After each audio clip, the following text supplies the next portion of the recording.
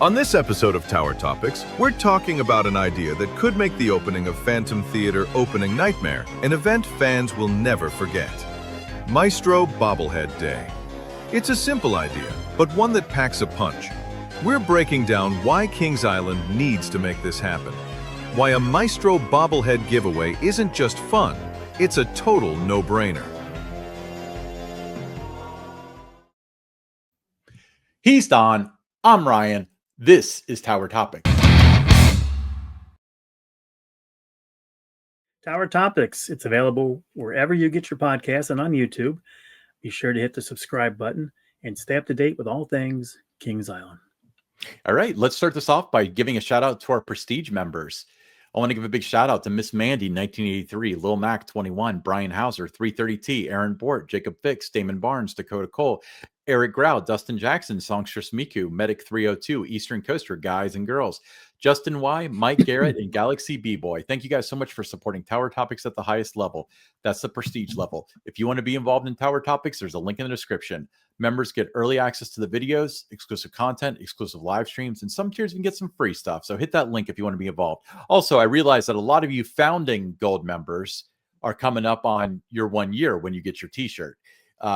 If you've been a gold member for 1 year and you have not yet gotten your gold member t-shirt, send us an email to hosts@towertopics.com. That's HOSTS at towertopics.com and include your name, your t-shirt size, and your shipping address. And we'd love to address that because the gold member t-shirts are going to be on point.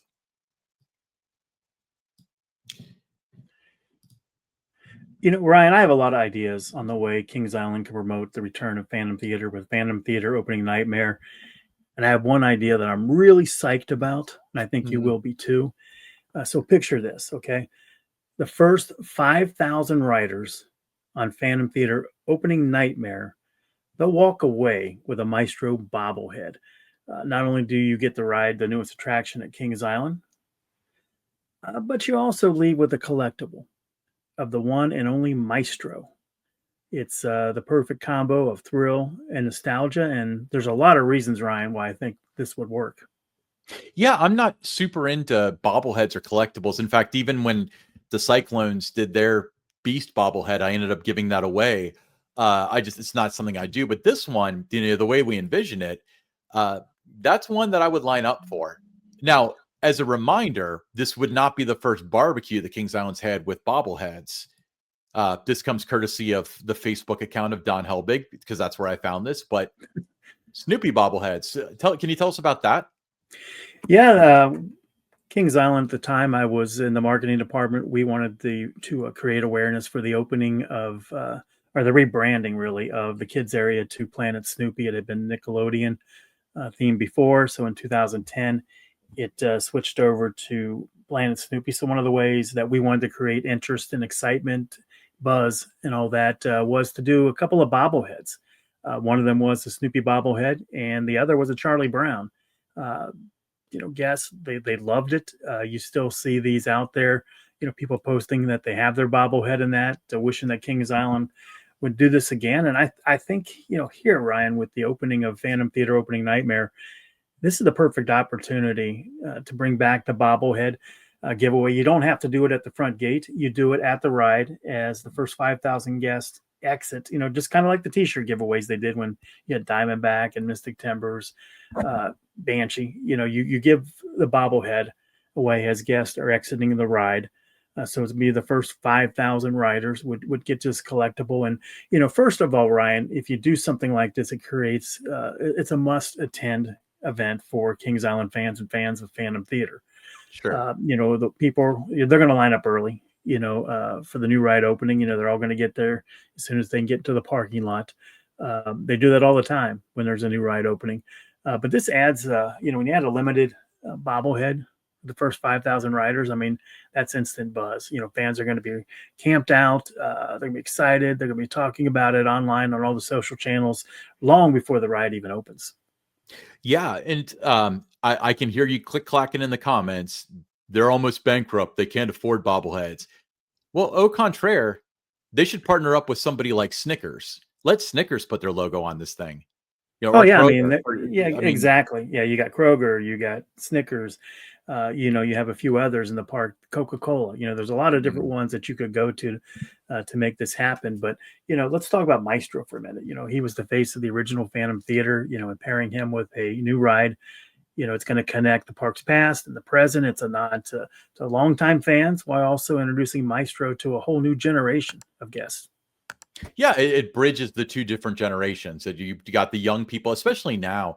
I think that's one of the coolest things that about like Phantom Theater Encore, for example, is these 5, 6, 7-year-old kids that are dressing up as No Legs Larry and the Maestro and so on, that were so far removed from the original ride. So it shows you that it's not just a nostalgic piece. It's characters that they can be loved, and Exactly. the Maestro is, I mean, he's the head of it all. So a Maestro bobblehead is definitely something that would draw a lot of attention. Yeah, and think about the social media buzz that you would have for this. People love showing off their collectibles.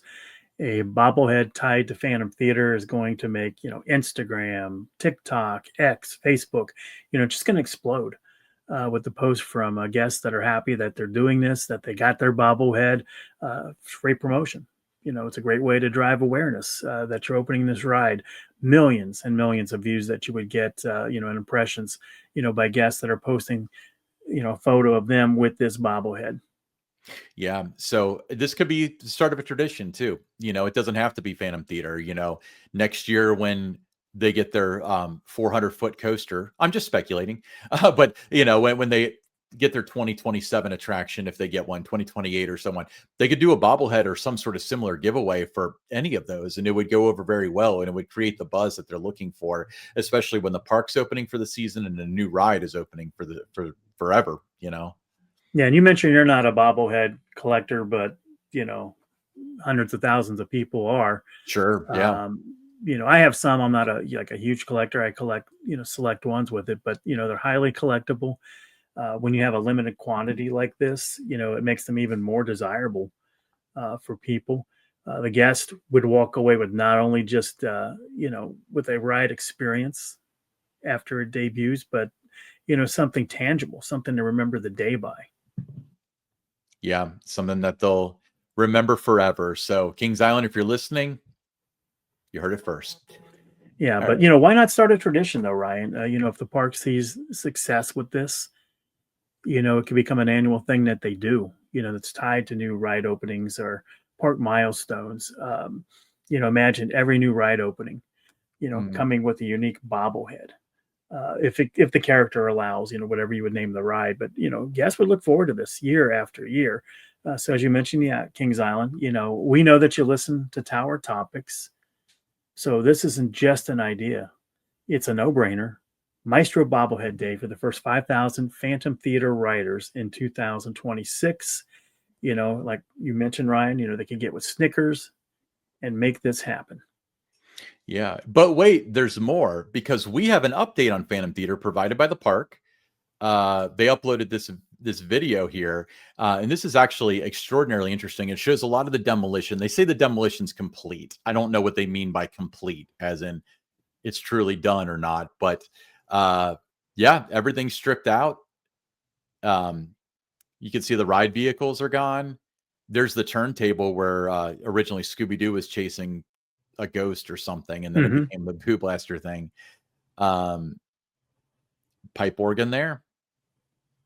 But yeah, so this is the first view that we've had of Phantom Theater opening Nightmare from inside the building. There's a couple stuff that's leaked from Sally's. Oh, there's Bucifer.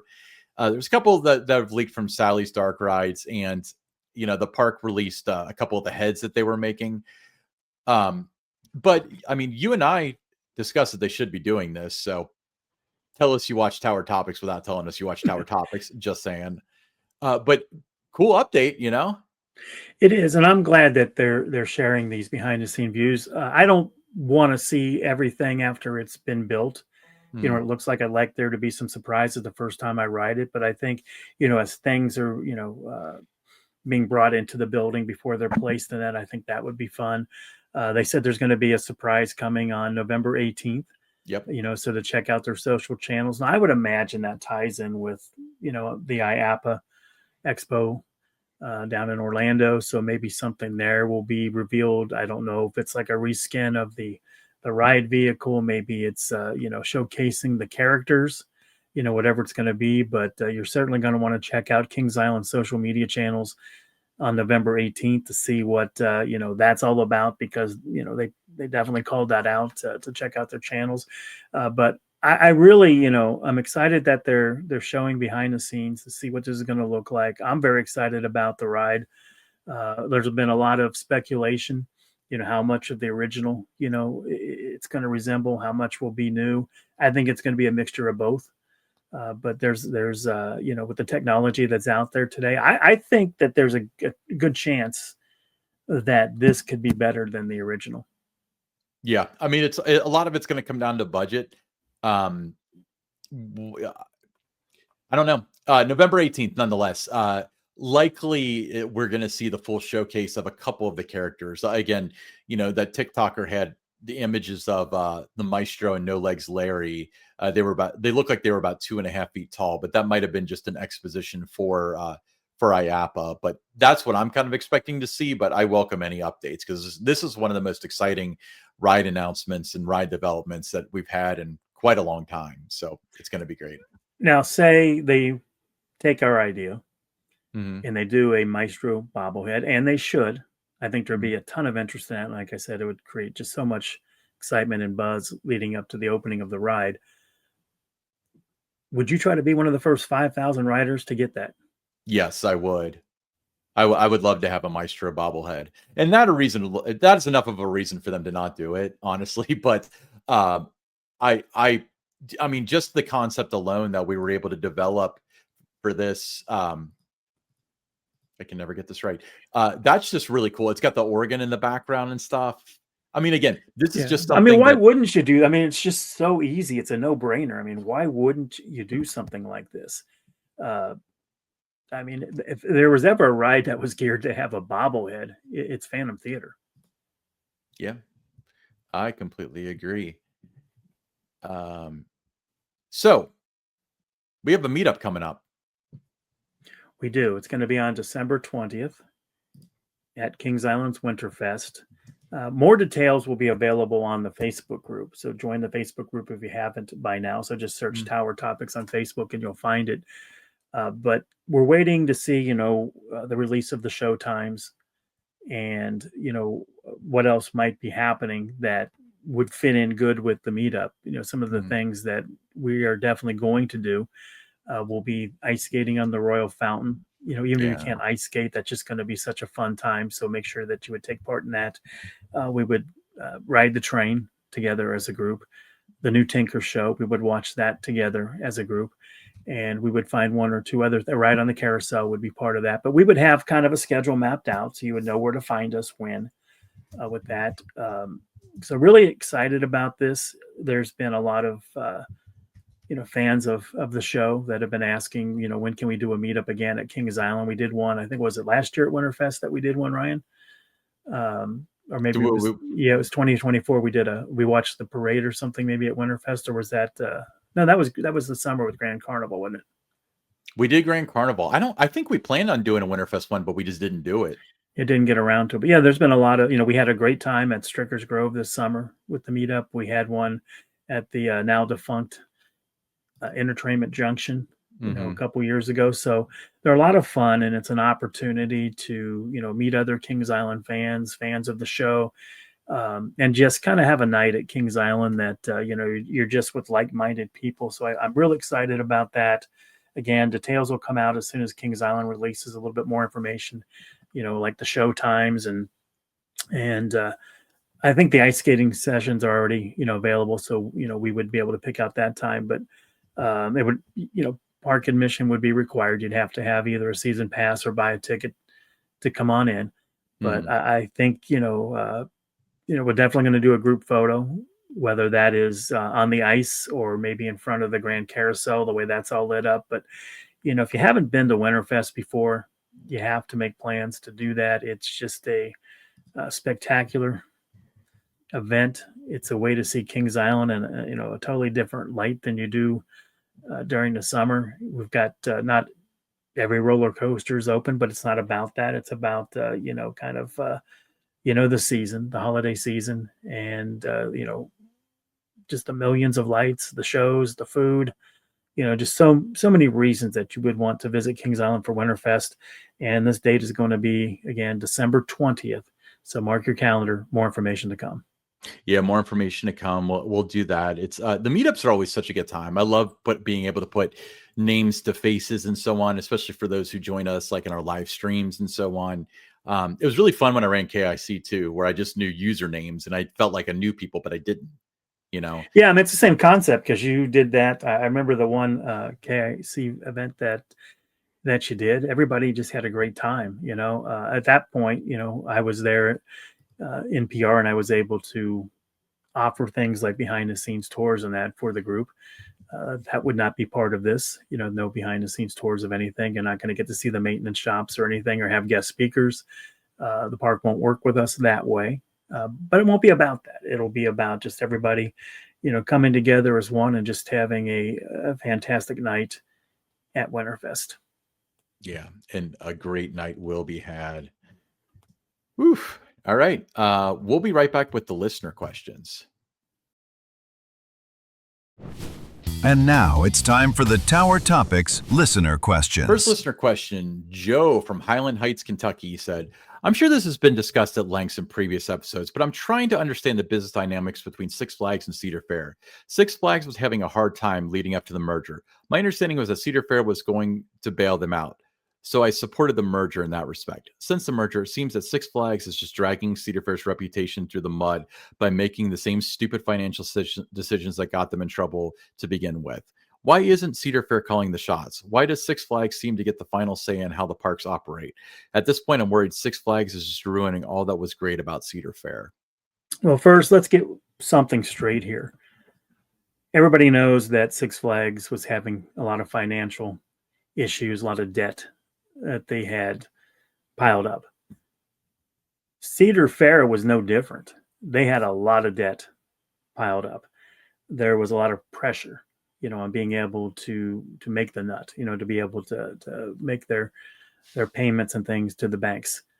So they were not in much better shape than Six Flags. That is why, and the only reason why, there was a willingness to merge with Six Flags, because without that, they'd be going through the same kind of things they're having right now, where they're, on the brink of possible bankruptcy or having to sell some parks.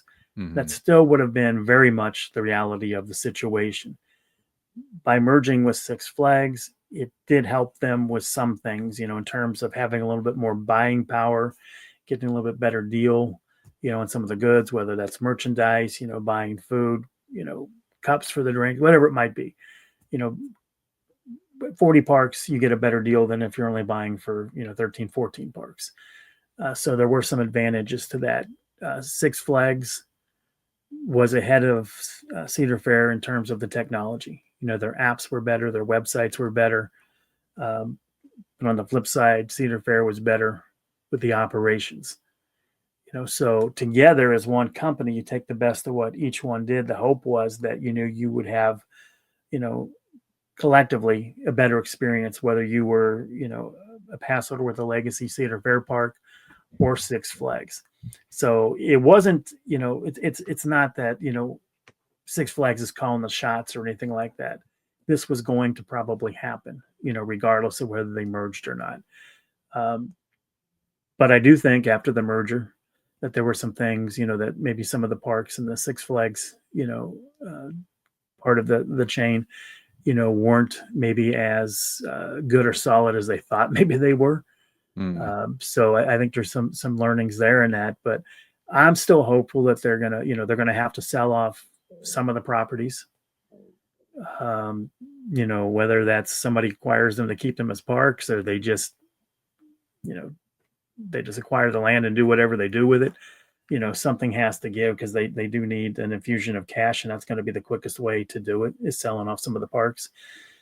So it's going to be interesting to see what happens down the road. But And it's everybody, points the finger sometimes to like Richard Zimmerman. When you're the CEO in that, I mean, you're dealing with Wall Street and stuff, and you're dealing with your investors, the shareholder. They're all the ones that are really calling the shots on a lot of things. It's not that uh, they let Six Flags make all these decisions about other things, like what to cut and everything. And now they're together as one. So it's not Six Flags, it's not Cedar Fair, it's one company. So we'll see where it goes. But Ryan, I think this is a good question. What were your thoughts on it? So Cedar Fair was definitely in better shape than Six Flags. Let me ask you this, But better, but not. I mean, but better, but still in trouble. Let's be clear about that. well, it's funny if they had the year that they did, then no matter what, it would have been the same. Like it would have been, reduced hours and this and whatever. Let me ask you this, and I'm going to ask you this before I answer the question. Do you think that they're better off because of the merger, or do you think that had they not merged, Cedar Fair would have been better off?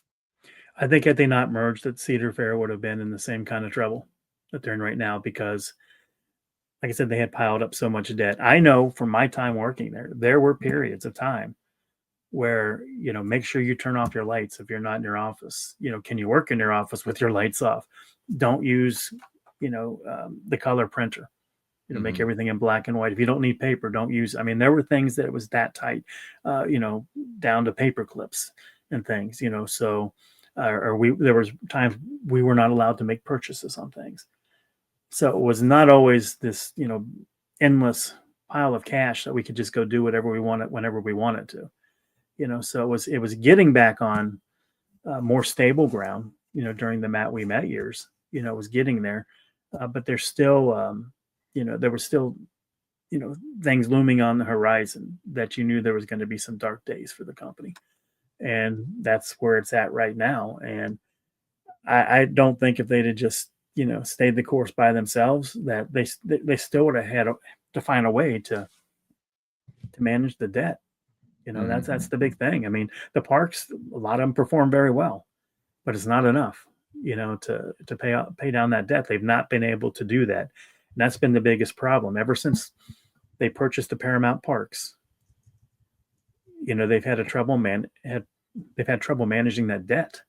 Mhm. And that's what led to the merger. That, was one of the reasons that there were other things that were possible. And we'll get to that on future episodes, possible during those periods before they merged with Six Flags and that. But that's the biggest thing, was just managing that debt. And they just had a problem doing that so far. So, if I recall, and I don't have the numbers pulled up in front of me, remember they had $1 billion note due, and that was the one from COVID.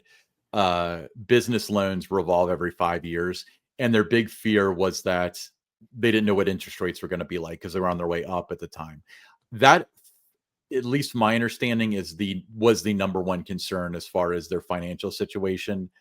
Would they have defaulted on it? I mean, who knows? Because they had a horrendous couple quarters, but we also don't know how much of that was macroeconomics. Was it because of inflation and tariffs and all the other stuff that people like to throw around?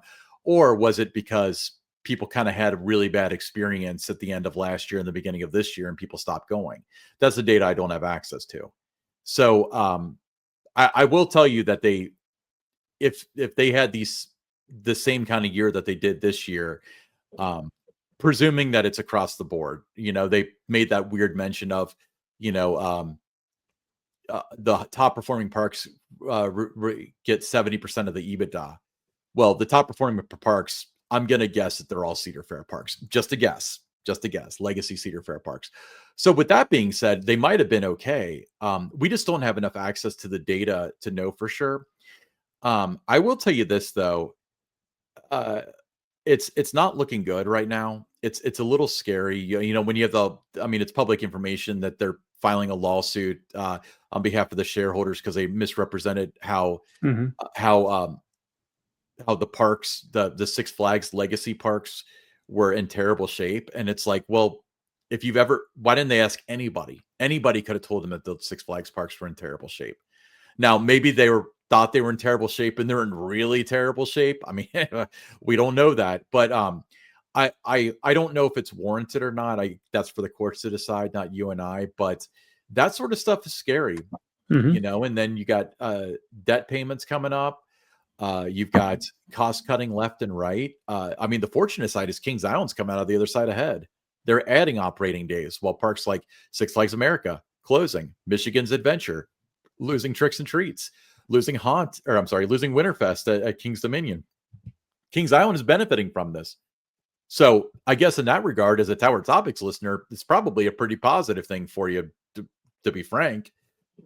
Because looking back, as of this recording, we're between Haunt and Winterfest, but it seems like a lot of our doom and gloom predictions really happened at the other parks. They did not happen at Kings Island. When you look at Kings Island adding that bonus weekend, you have to remember, though, in order to give Kings Island those dates, other parks had those dates pulled out from under them. It wasn't like, Kings Island is doing so great, let's give them these dates. It was, if we give 2 more dates to Kings Island, that should perform better than if we gave a whole month to, say, Michigan's Adventure.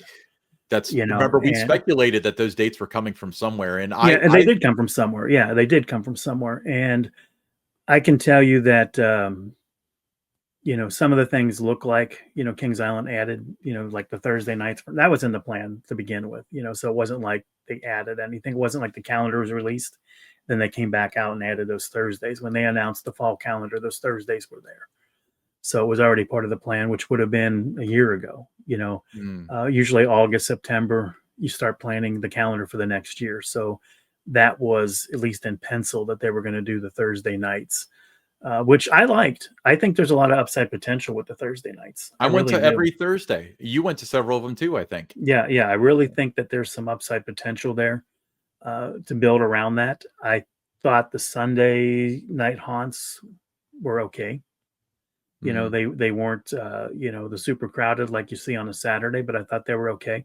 So I think there's things to build on, going into next year. But I also think, when you're looking at what's happening, you mentioned the word scary time. I think as rough as a lot of 2025 was, with the budget cuts and that, and, the reduced staffing and not being able to keep up with things like cups and ice and all that we harped on earlier this year. I don't know that that's going to get a whole lot better next year. I think it's still going to be tight. But we did say when this merger was first announced, you can go back and find our 2020, they were talking about 2023 November. We were talking about different things that would happen. And then after it became official last summer, or the summer of 2024, when it became official that they were going to merge, you and I talked about it was going to take a couple years, but 2028 was probably about the time that they would have worked through everything and everything would start heading north again, as a company, so I think that, everybody's hoping for that $30-40 million roller coaster to fit in the vortex spot. That's not coming in 2027, probably not 2028, maybe not even until 2030. I don't even know if you're going to see them being able to spend that kind of money again for a long time. It might be doing things that, you're just freshening up some of the rides that you have. That's not a bad thing to do, it's just breathing new life into existing attractions. But we'll see. I mean, it's just a rough patch, and there are some parks that have performed very well. You mentioned that, the top performing, 70% comes from, collection of parks. So it's not hard to figure out that it's Knott's Berry Farm, it's Cedar Point, it's Canada's Wonderland, it's Kings Island. Then after that, it's like, okay, what did better? Was it Carowinds? Was it Six Flags Over Georgia? Was it Magic Mountain? Then you start to really think about what's that fifth or sixth one there.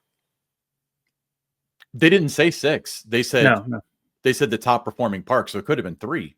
In fact, one of the investors asked and they wouldn't answer it. Okay, I'm gonna put in my 2 weeks. I'm putting in my 2 weeks, Don. 6 more episodes and I'm out of here. No, I'm gonna put in my 2 cents really quick because I actually kind of disagree with you, but then he does have a second kind of part to this question. I want to make sure we address it. I think that things are going to get better for the top performing parks next year, well before the other ones. I think what's going to happen is you're going to continue to see more investment in Kings Island, Cedar Point, Canada's Wonderland, and so on. And you're going to see way less in your Michigan's Adventures and your Worlds of Fun, even all that stuff. I think that the company's going to have less money. I completely agree, but I think you're going to see all of your resources go into those top performing parks, and that makes sense to do that. It does with the way it's going. I do think, though, when everybody's talking about, they're looking to sell parks, and whether it's somebody buys them to keep them as parks, or they sell it and lease it back, whatever that might be, in that to sell the properties, to sell those parks, that doesn't happen overnight. No. So it's not like you're going to go into, after the first of the year and 3 or 4 parks are going to be closed. That's not how it works.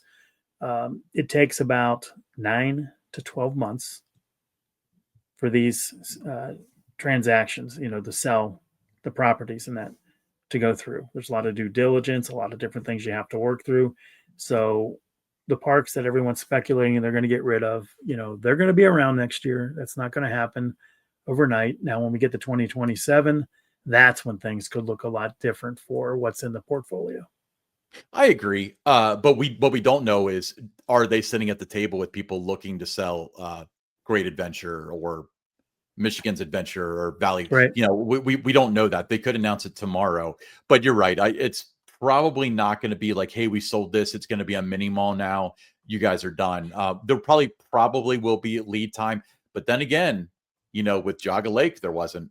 Jaga Lake, they made the decision to close it, and it was after the season. So I'd like to think that was unique, but who knows? Strange times, very interesting times. Now, I wanted to address the other thing. You said, why isn't Cedar Fair calling the shots? Why does Six Flags seem to have the final say in how the parks operate? At this point, I'm worried Six Flags is just ruining all that was great about Cedar Fair. The last part, Six Flags is ruining everything that was great about Cedar Fair. Absolutely a concern of mine too. I think yours as well, Don. Yeah, I mean, I think in terms of the value for Six Flags was when it came to buying and stuff, because it had that worldwide name. Mm-hmm. But in terms of guest perception and stuff, it wasn't the best reputation, in terms of what the guest was experiencing at Six Flags parks. And I think that is starting to taint the legacy Cedar Fair parks.